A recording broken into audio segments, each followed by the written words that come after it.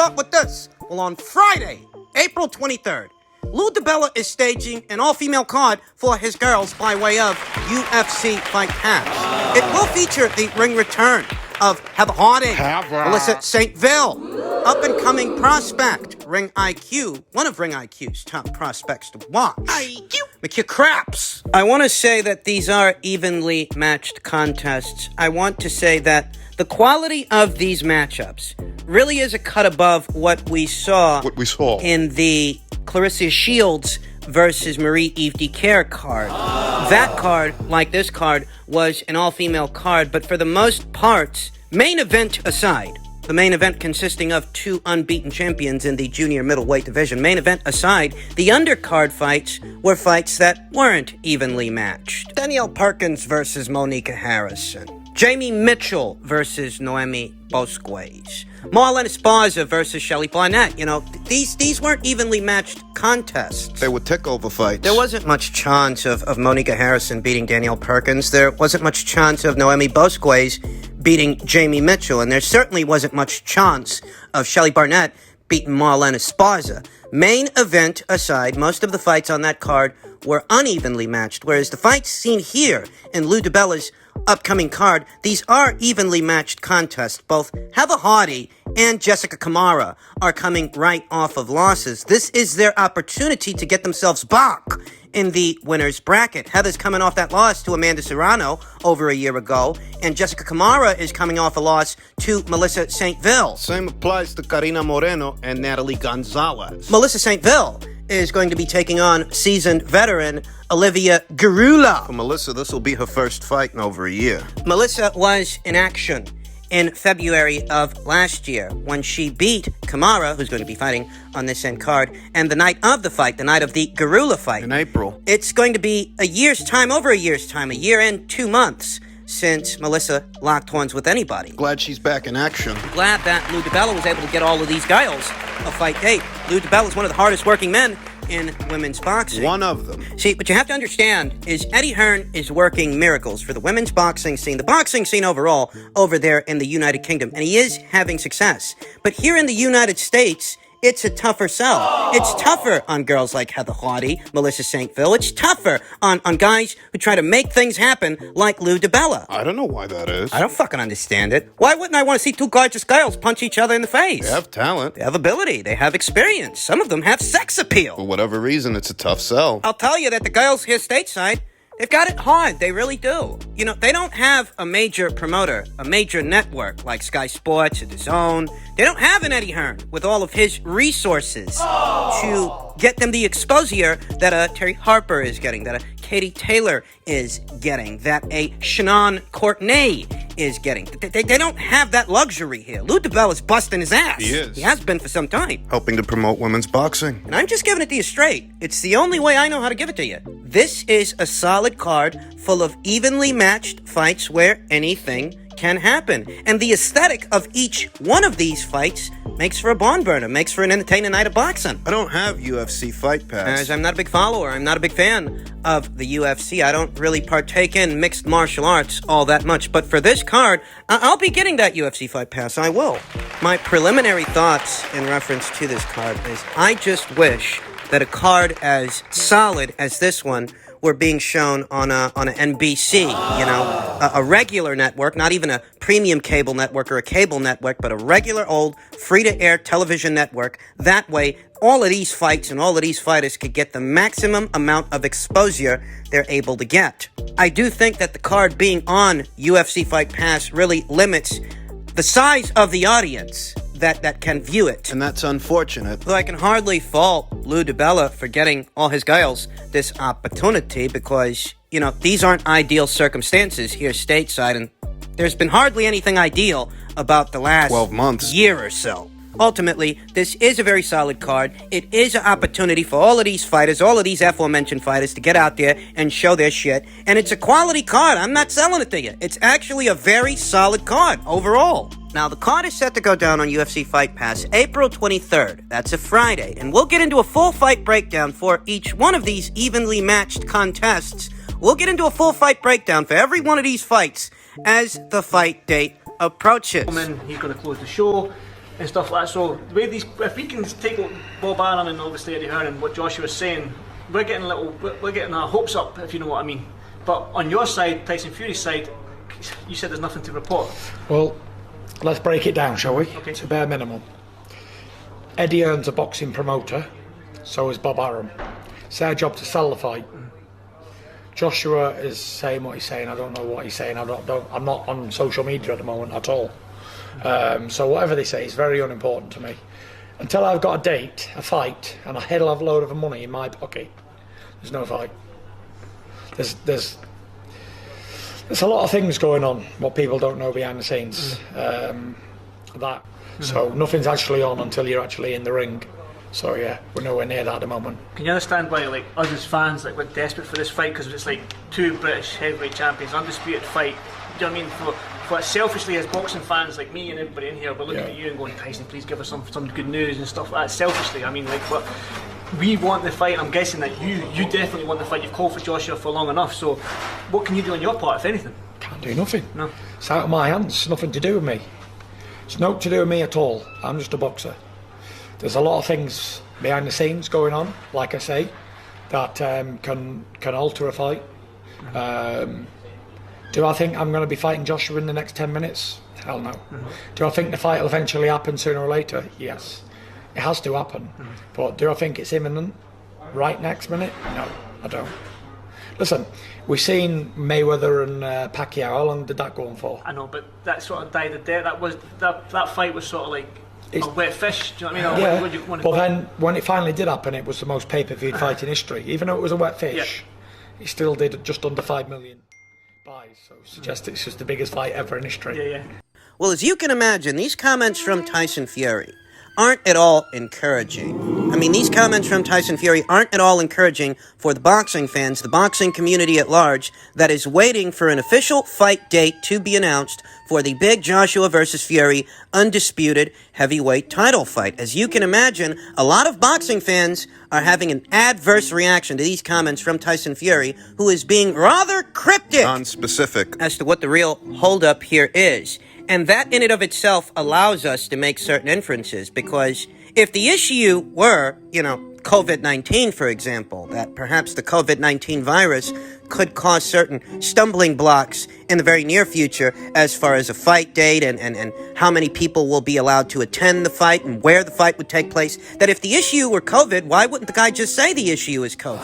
Tyson Fury being as cloak and dagger as he's being in reference to what the real issue at heart here is, that allows us to make certain inferences. That allows us to make the inference that the issue here might be Tyson Fury himself. He's not telling you what's going on. He's not being very specific. He's making very broad spectrum statements like, well, the fight's not imminent. It's not going to happen in the next 10 minutes. Well, of course it's not going to happen in the next 10 minutes. But tell me something I don't know, hotshot. Tell me what is holding up the fight. What specifically? Is it you? See, what you have to ask yourself here is, if Tyson Fury is the holdup, why would that be? For what reason would Tyson Fury be dragging his feet in reference to this fight? This fight that is the biggest fight of his career in more ways than one. It's for the undisputed heavyweight championship, yeah. There's legacy there, but there's also finance. They're putting the value of this fight somewhere in the neighborhood of $200 million. $100 million apiece to both Anthony Joshua and Tyson Fury. So the money's definitely there. It is. The legacy aspect of it is also there. It's everything you'd want from a fight as a fighter and a fight fan. So if that's the case, why would Tyson Fury be dragging his feet? Well, it's been a year since Tyson Fury had a fight, folks. He hasn't gotten to kick any tomato cans in preparation for this fight. No Sefer Seferis, no Francesco Pianettas, no Tom Schwarzes. Isn't that what I've been telling you all along? Isn't that what I told you guys last year when Tyson Fury's proposed keep busy fight against the Geet Caballel dematerialized? That if he don't have that fight, well, it will have been approximately a year or over a year's time if he goes straight into the Joshua fight. Towards the end of the year, I told you guys that I didn't find that at all encouraging, and I wondered if Tyson Fury would go straight into a Joshua fight under those circumstances. You ask me what I think the holdup here is, and that almost immediately comes to mind. I don't think that Tyson Fury wants to go straight into the Joshua fight under those circumstances when he hasn't had a fight under the hot lights in over 12 months. What he's saying differs from what Frank Warren's been saying. And Bob Arum and Eddie Hearn and even Anthony Joshua. As far as all of those guys are concerned, the only thing left to do now is put the pen to the paper. Tyson is the only one that says otherwise. So what you have to reconcile here is, why is he singing a different tune than they are? And that could be it. That's just my lucky guess. He wants a tune-up fight. He wants to delay the undisputed heavyweight title fight, but he doesn't want to take the heat for it. And that's why he's being so cloak and dagger. That's why he's being so cryptic as to what the real issue at heart here actually is. He's the issue. So are they going to let him off the hook? Are Eddie Hearn, Bob Arum, and Frank Warren going to allow Tyson Fury to stifle all of the progress that this fight has made the last couple of weeks, the last couple of months? Because they've been working hard to make this fight happen, and it's Tyson Fury that appears to be dragging his feet. Are they going to let him stifle the biggest fight in the sport of boxing here today? Because no other fight quite like this fight stands to generate the kind of revenue this fight stands to generate. You're talking about a $200 million fight. You tell me what fight in the United Kingdom or here stateside stands to generate that much money. No other fight stands to generate that much money. No fight happening anywhere else on the planet. I don't think they can force Fury to put his John Hancock on the contract. I don't think they can do that. Something's got to give. We need answers. Bob Arum, Frank Warren, and Eddie Hearn. They need to reconcile what it is that Tyson Fury is suggesting here. They need to address it, and address it outright, because this is the second time we've heard this kind of talk from Tyson Fury, whereas Eddie, Bob, and Frank are singing a very different tune. I don't think that Fury should be allowed to get away with this. If you didn't manage to get a fight in towards the end of last year, for whatever reason, that's just your fucking problem. Not Anthony Joshua's, not Eddie Hearn's, and certainly not the boxing community. Wasn't he the one talking all that shit after the Pulev fight? Immediately after the Pulev fight, as if to suggest that Anthony Joshua would try to avoid him, yet here, over a month later, over 2 months later, it's Tyson Fury that appears to be dragging his feet, not Anthony Joshua. He shouldn't be allowed to get away with it. He should be lambasted for it, judged harshly, and harshly criticized, because this guy never stops running his fucking mouth. He doesn't. You spent all that time calling out Anthony Joshua at times when you knew he had fights booked, when you knew his schedule wasn't free, so that when his schedule is free, you could start up with this fucking bullshit. He shouldn't get a pass for it. By all accounts, Tyson Fury appears to be the problem here, and until further news develops, until further details are divulged, I'm going to assume that Tyson Fury's dragging his fucking feet because it's been over a year since he had a fight. I'm going to assume he's the problem, but he doesn't want to take the heat for it. I'm going to assume that because Tyson Fury's the only one coming forward with this kind of talk. You don't see Frank, Bob, or Eddie, or even Anthony Joshua talking like this. It's only Tyson Fury. Thus, Tyson Fury appears to be the one with the issue. And finally, a continuation to a story we talked about in my previous upload. Errol Spence Jr. took to Twitter to address the 70-30, 80-20 split story, reference to the Crawford fight. He took to Twitter to address that. He was quoted as saying, "Damn, find some more shit. I haven't been on live since January, and I don't actually know what this statement from Errol Spence Jr. is intended to do, because even if the last time Errol Spence Jr. was on live was in January, that doesn't change what he said, does it? No. And has he had a change of heart since then? Has he decided to go from offering Crawford either a 70-30 to an 80-20 split to offering Crawford a 60-40 split? Has he changed his mind since then? Not to my knowledge. Ladies and gentlemen, what I think is happening here is that Errol Spence Jr. doesn't like seeing his own words still being circulated months after he made these statements, because here today, he knows he's not in the running for that Manny Pacquiao fight. He's not. I mean, that much he knows. For the longest time, he used the name of Manny Pacquiao as a reason to put the Crawford fight on the back burner, and he doesn't have that excuse anymore, because now we know the two names tacked on to a potential Manny Pacquiao fight are the names of Mikey Garcia and Terrence Crawford. And even if Mikey is more likely to get that fight than Terrence, Even if. Errol's not in the running at all. So the last time he was live was in January. And since January, what's changed? Are you now going to offer Terrence Crawford a 60-40 split? 60-40, you being the A-side fighter. Are you now going to offer him a 60-40 split, where in January, the most you would offer him is a 70-30 split? Has that changed? Because if it hasn't, then that's all the more reason to continue running that story in reference to Errol Spence Jr.'s own comments, his own words. It seems to me that what's happening here is Errol doesn't want to be held accountable to his word. He's telling them to find some more shit. Find some more shit in reference to what? In reference to who? In reference to you? This is the last we heard from you. We haven't heard very much since then. The most we have to go off of are Errol Spence Jr.'s comments in reference to a 70-30 to a 80-20 split for the Crawford fight, and that he may be facing Yordenis Ugas in a unification match in the very near future. That's all we have to go off of until further notice, until Errol Spence Jr.